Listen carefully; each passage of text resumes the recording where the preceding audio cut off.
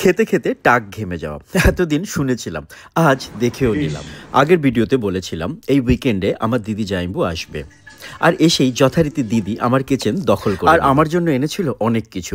তার মধ্যে বিশেষ ছিল ওর নিজের হাতে আঁকা আমার জন্য দুটো পাঞ্জাবি। তুই এটা নিজে করেছিস? হ্যাঁ, এটা একদিনে করেছিস? একদিন লাগে। আর সঙ্গে ছিল মালদার বিখ্যাত আমের আচার আর মিষ্টি। তবে এই মিষ্টিটির নাম আমি জানি না, তোমরা জানলে আমাকে প্লিজ জানিও, কারণ এটা খেতে দারুণ ছিল। এটা তো রসকদম্ব না? হ্যাঁ, রসকদম্ব। পাশের ফ্ল্যাটের কাকিমার সঙ্গে একটু গল্প করে আমরা রেডি হয়ে বেরিয়ে পড়লাম লাঞ্চ করতে, কারণ দিদি আমাকে রান্না করতে দেবে না, আর আমিও চাইছিলাম না দিদি এসেই রান্না করুক। আমরা গিয়েছিলাম মুদিয়ালি ক্লাবের পাশে বা রবীন্দ্র সরোবর মেট্রোর কাছে ক্যালকাটা নস্টালজিয়াতে। আর নর্থ কলকাতার নাগের বাজারে ওদের টেক অ্যাওয়ে কাউন্টারও আছে। লোকেশন নিয়ে কোনো কনফিউশন থাকলে আমি ক্যাপশনে ফোন নাম্বার দিয়ে দিচ্ছি, তোমরা যোগাযোগ করে নিও। ক্যালকাটা নস্টালজিয়ার ভেতরের পরিবেশ নিয়ে নতুন করে আর বললাম না, সেটা তোমরা আমার আগের ভিডিওতে দেখেছো।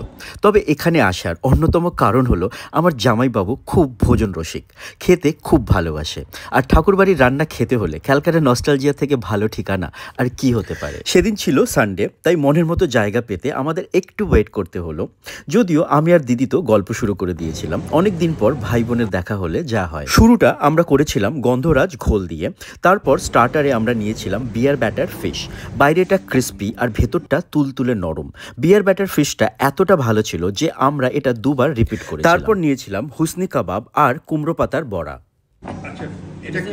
কুমড়ো পাতার বড়া, ভিতরে নারকেলের পুর দেওয়া আছে। আচ্ছা, এত গরম কেন? ক্যালকাটা নস্টালজিয়া গেলে ওদের ভর্তাগুলো অবশ্যই ট্রাই করো। তোমরা কিন্তু কোনো অনুষ্ঠানের জন্য ওদের বুক করতে পারো, ওরা ক্যাটারিংও করে, তখন এই ভর্তার কাউন্টারটা ওদের তরফ থেকে কমপ্লিমেন্টারি। জামাইবাবুকে টেস্ট করালাম আমার খুব পছন্দের ঝালসি, আর খেয়ে জামাইবাবু কি বললো শুনে নাও। স্টার্টারের পরে মেন কোর্সে আমরা নিয়েছিলাম খিরমিস পোলাও।